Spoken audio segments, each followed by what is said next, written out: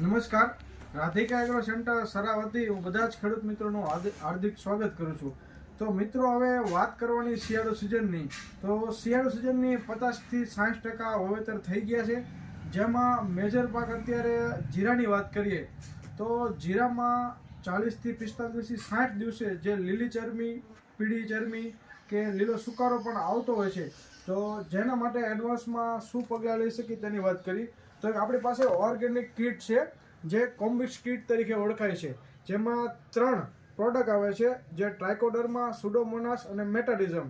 જો 3 બેક્ટેરિયાવાળી વસ્તુ છે, તો તમે એડવાન્સમાં તમે આપી શકો તો 40-45 દિવસે આવતી લીલી ચરમી અને પીળી ચરમીમાં સારું એવું રિઝલ્ટ મળે છે। આ એક ઓર્ગેનિક વસ્તુ છે, જેને વાપરવા માટે કોઈ કેમિકલ સાથે નહીં વાપરતા બીજા પાણીએ તમે નકરું આપી શકો અથવા માટી સાથે ઉટાડીને 1 એકરમાં 1 કીટની ભલામણ છે।